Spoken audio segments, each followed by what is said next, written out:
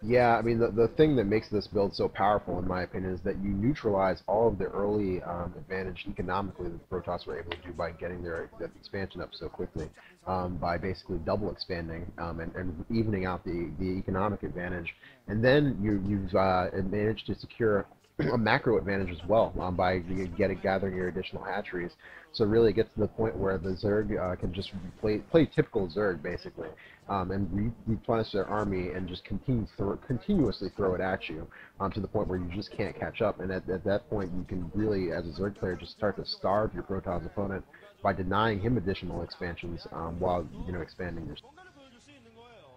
Absolutely, and speaking of, it looks like Savior has taken a fourth base over in the bottom left corner of the map, and I think he's got a drone out at the 3 o'clock position as well, so he might be looking to just out-expand Nalra like crazy here. Yeah, and that was a lot of Hydras that were leaving his base.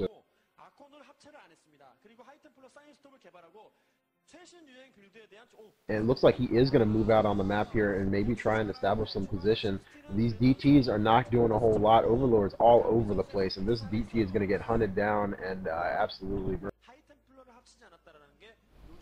Absolutely, and now Savior has more than just equalized the economy as well. He's taking the economic advantage, and Nalra is going to need to secure a third base and fast.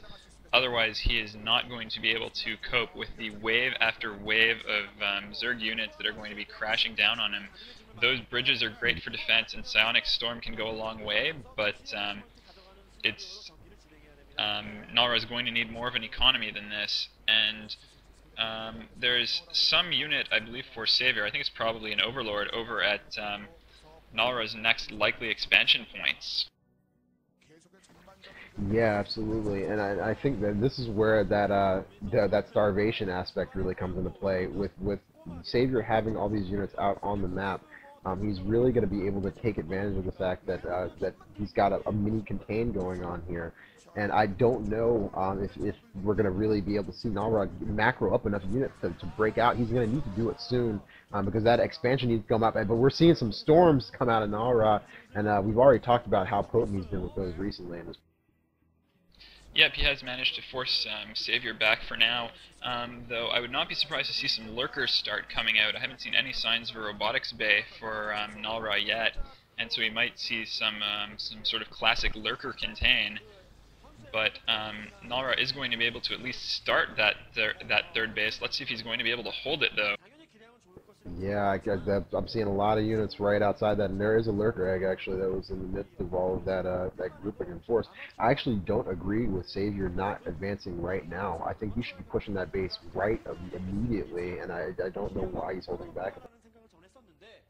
I think Savior has basically two options for how he can do it. He can either push in now and force the Nexus to cancel, or wait until the Nexus goes up and then knock it down for an even bigger disadvantage to Nalra. Though it is a bit of a riskier move because it is giving Nalra time to produce units and get defenses over there. And I think he might actually have adequate defenses at least until these lurkers hit the field. But there is the Robo facility and the observatory out, so the lurkers are going to be great against the zealot-heavy army, but Nalra should have enough time to transition his tech and his army composition accordingly here. Yeah, I would have to agree. I think that the lurkers are certainly going to play a factor. Carelessly losing in a High Templar there. But it looks like Savior is actually going to press right into the main at this point. He's got a significant number of forces, recognizing the fact that Nalra had committed a sizable portion of his army to that fresh expansion. But I don't know that he's going to be able to really push in here. Again, just a really solid grouping of buildings that Nalra had, really kind of choking off the Zerg advance. That attack did not really accomplish a whole lot. But I can. No, it didn't divert Nalra's forces back, but I think these kind of unit trades, again, with Savior on 4 going to 5 bases, he can much more easily afford to trade units with Nalra. So even an even exchange like that is advantageous for Savior right now. Yeah, I think I'd have to agree with you on that. And it looks like though Nara has been able to clear the air completely, and it looks like he is really primarily focused on securing this expansion. I think that he might want to go expansion hunting sometime in the very near future, and out comes some mutalisks on the field for safety. It's an interesting tech switch. I'm assuming we're going to see them used to snipe high Templars. It is the more standard way to do it, though we've been seeing some players do it with ways so exotic as using Queens and Spawn Broodling, but Yeah. I don't know if we're going to be seeing Oh, Savior pull a 0 here. There's some pressure over at that third base. Mostly just a little Zergling attack that's going to be cleaned up pretty easily, I think. yeah, it looks like he brought those Hydralisks in just a little bit late. It looks like he had the Zerglings arrive a lot ahead of those Hydralisks, and they really did not fight in concert, allowing Nahara the time to really just clean up the Zerglings before the Hydralisks really arrived or could affect any damage. But again, look at all those Hydralisks, and Savior is really just in a position with all this economy to just, he's so rich that he can just afford to throw away units and just continue throwing them at Nahara. That's it, and this pressure is definitely the right move for Savior. If Savior relented at all, then Nalra would be able to take that expansion in the top right without any problem, because he would be defending it with across all of the other choke points. But now Nalra is not able to do that, and I think him losing that third base of his is going to seal the game pretty well. And that Defiler's Mound and Hive Tech is going to really seal the deal here.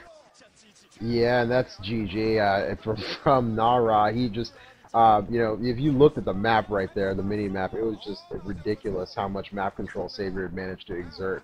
And I mean, without any storms to combat that ridiculous stream of Hydralisks, Savior just managed to do what Savior does best, and that is really secure an advantage and drive it home.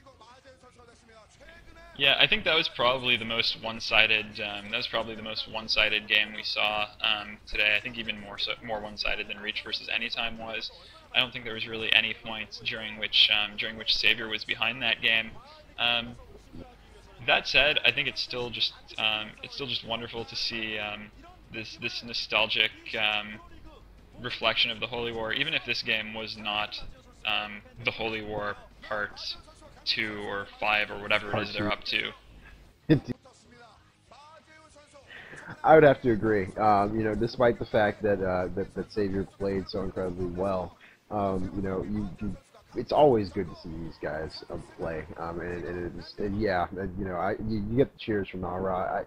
I'm just happy to have seen that game, and I'm happy to have been able to spectate it live, because it's always a pleasure to see high caliber StarCraft players going at it, regardless of the.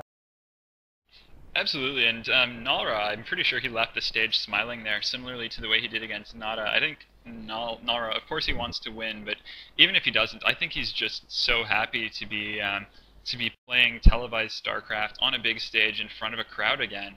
I'd have to imagine it's just so exhilarating for anyone who has ever done it, that having the opportunity to do it again is just such a wonderful thing for them. Yeah, most definitely. And I mean, it's not like he's far from the scene either. He's been a commentator now on GameNet for a little while, and so he's never left the scene. He's still very, very present in it. Now, as a lot of these StarCraft players, that really achieved greatness, have a hard time leaving the scene, and nobody really wants them to anyway. So it's kind of nice to see them getting back into the swing of things and being able to really contribute to the community and to the sport that they really love.